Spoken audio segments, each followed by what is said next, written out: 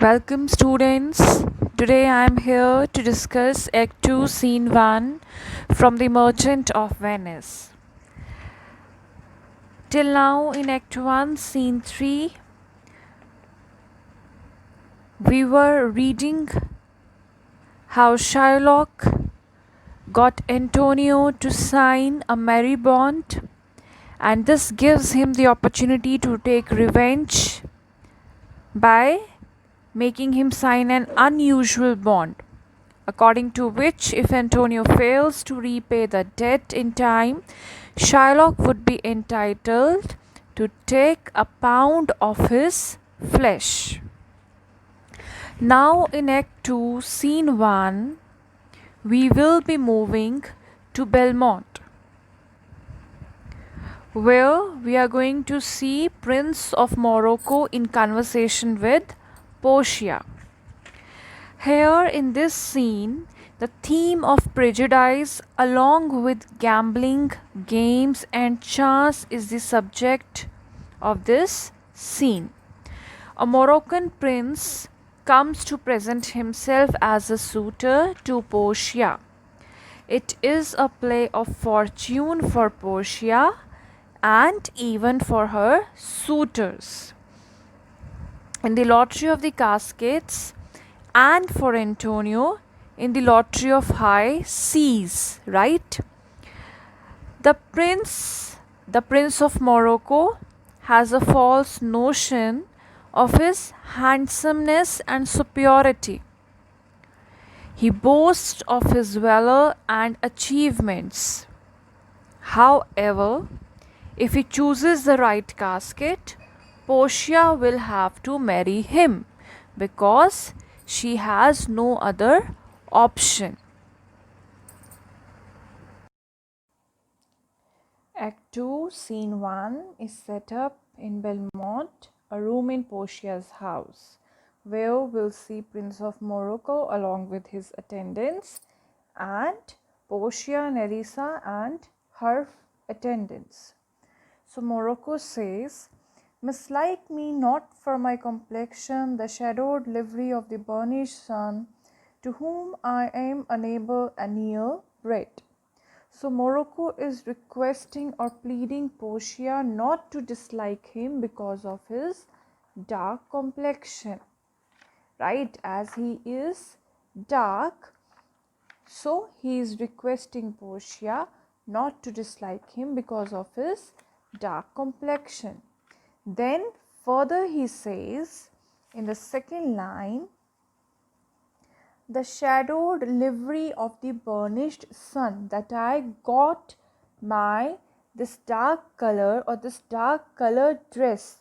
Shadowed livery means this dark uniform. Livery stands for the uniform or dress.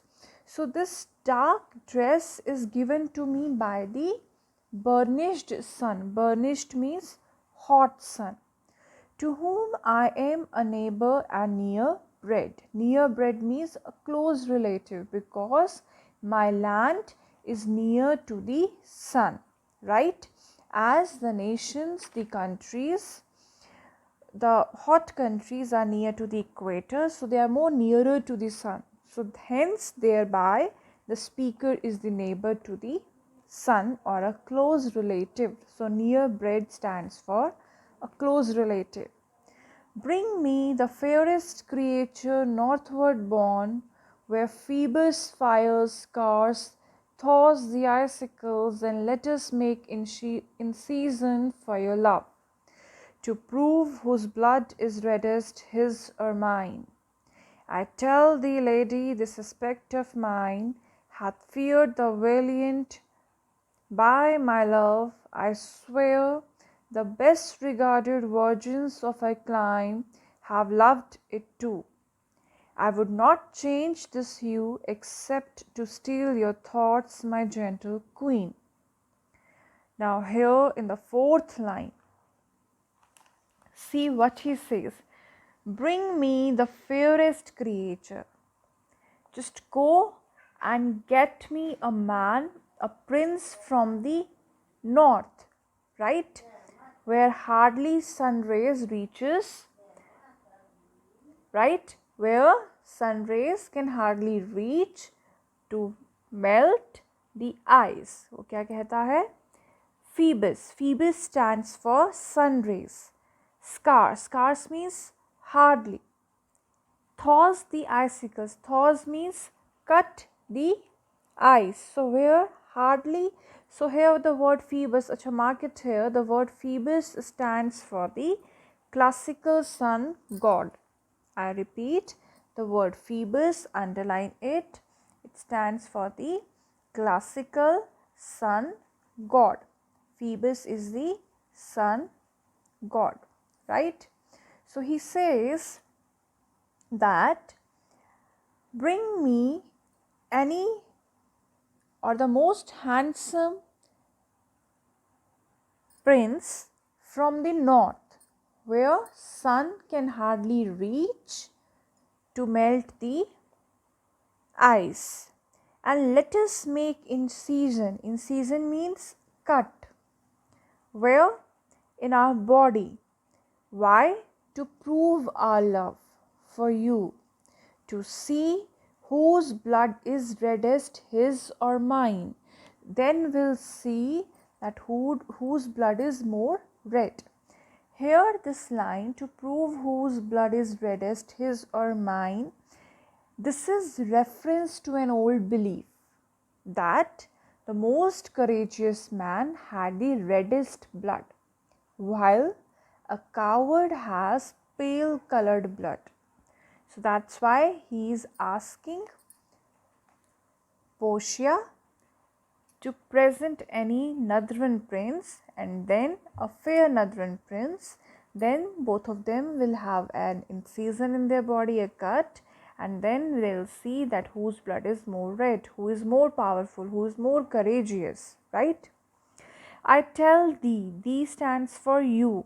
So I assure you, lady, this suspect of mine, that my dark appearance hath feared the valiant, that it has created fear even in the mind of a bravest man. Valiant means courageous man, right? Even a courageous man would have frightened by his appearance. I swear the best regarded virgins of our clime stands for country, that the most respected young ladies, virgin stands for the maidens, the unmarried girls, young girls. So the most respected unmarried young girls of our country hath loved it too. They have also loved my complexion, right? I would not change this hue. Hue means color, my complexion. I am not going to change my dark complexion except to steal your thoughts. Thoughts means love. Just to, for anything in this world, I am not going to change my complexion except to win your love, my gentle queen. So, my gentle queen is Portia. Then, in the next one, next is the dialogue from Portia. So, what Portia says, in terms of choice, I am not solely led by nice direction of a maiden's eye. So, she says that in regards to the choice, if I have to talk about choice, then I am not entirely moved by the external appearance which attract other young ladies. So somewhere she is also saying this thing to Morocco, that she is not led by or moved by his appearance as the young ladies of his nation moves, right? As Prince of Morocco is boasting about himself, his appearance, his handsomeness, right? Then in the next line, 15th line, besides the lottery of my destiny. So the lottery of my destiny here stands for the lottery of caskets, which was designed by her dead father. Bars me means it stops me. The right of voluntary choosing. Voluntary means willingly. So this lottery of casket stops me from choosing a man of my choice, of my liking. But if my father had not scanted me, and hedged me by his wit to yield myself, his wife who wins me by that means I told you, yourself renowned prince, then stood as fair as any comer I have looked on yet for my affection. So further she says that my father had limited my freedom, right? Freedom plus he bound me by this lottery which he has designed or devised through his wisdom. And it states that I must marry whoever wins me by the method he have told you, right? Or I have told you, sorry, he had told Portia, or which her father had told her, right? Yourself renowned prince then stood as fair as any comer I have looked on yet for my affection. Further she says that if you are not a famous prince, then also you would have a fair chance as any other suitor I have seen so far. So you would be having the same chances of winning me as some other would have, right? Next is the dialogue of Morocco, and let us see what he says. Even for that I thank you. Therefore I pray you lead me to the cascades to try my fortune. So I thank you, my dear lady, for this. Now I request you to take me to the cascades so that I could try my fortune. Fortune means luck, so that I could try my luck or hands at the cascades, lottery of cascades. By this scimitar that slew the Sophie and a Persian prince that won 3 fields of Sultan Suleiman.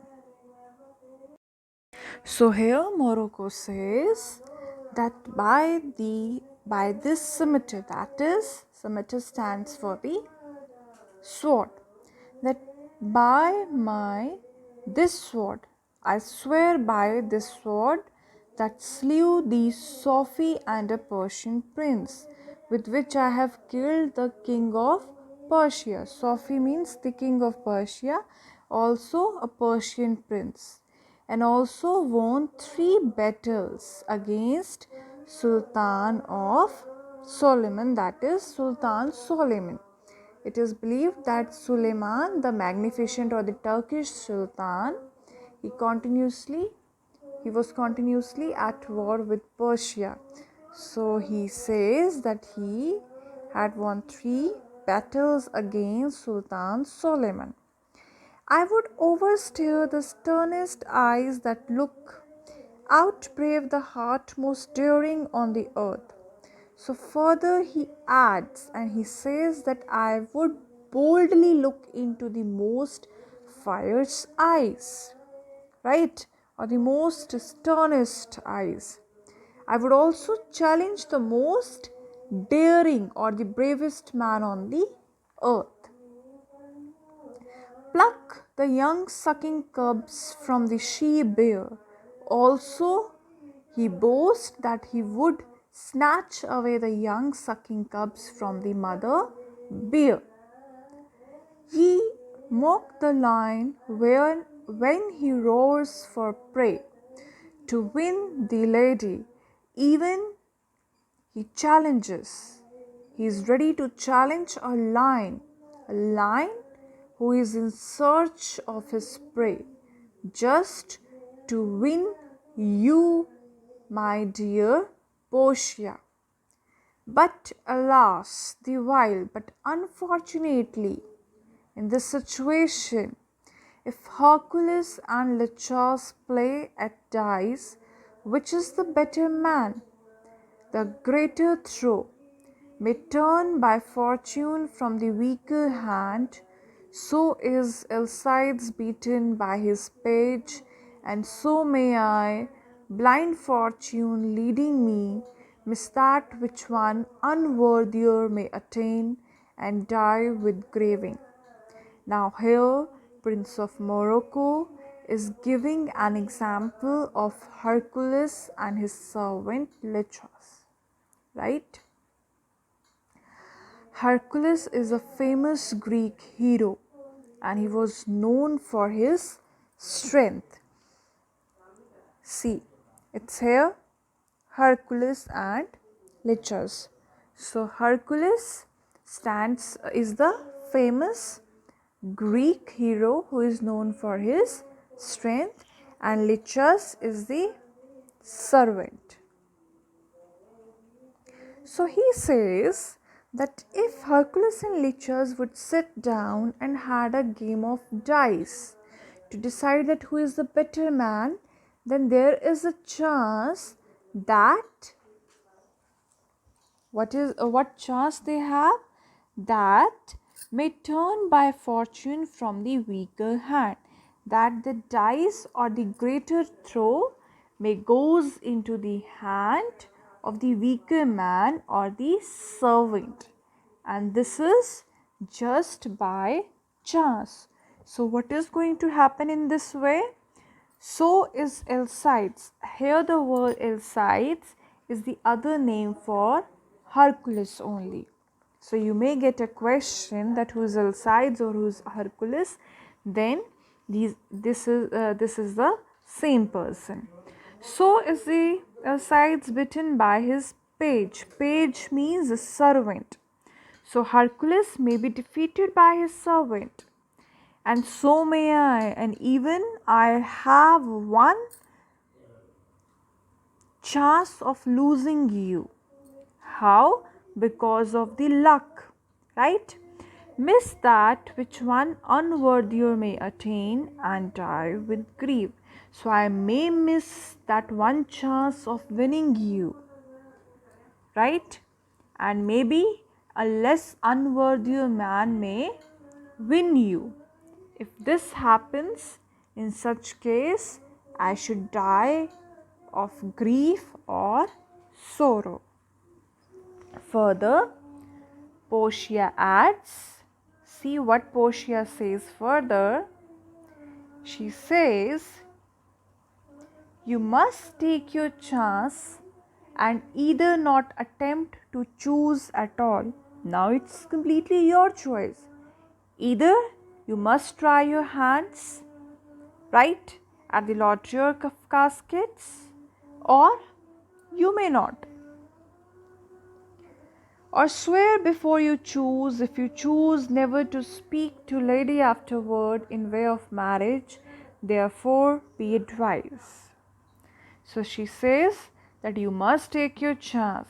In fact, either you should not attempt to choose the casket or swear before choosing that if you make a wrong choice, you will never speak to any other lady. About what? About the subject of marriage. So think carefully before choosing or making a choice. Morocco. Nor will not come bring me unto my chance, nor will not. Never, I will never, I promise you. Come bring me onto my chance, come take me to the caskets, so that I may take my chance, I may make my choice. Portia. First forward to the temple, after dinner your hazard shall be made. So she says that first let us go to temple to seek the blessings from the God, and then after dinner you may make your choice. Choice of what? Of casket, right? You may take the risk of choosing the caskets later on. Morocco. Good fortune then, to make me blessed or cursed among men. So may I have the good fortune, because the choice will make me either the most happiest man or the most cursed one. So with this scene gets over here, and in the next scene we'll again shift to Venice, and here we'll see Launcelot and Gobbo in conversation, and it's going to be a quite humorous one. Okay, at last, so here is a small briefer regarding the Act 2 Scene 1 along with the word meanings. I hope it will be useful to you people. Thank you.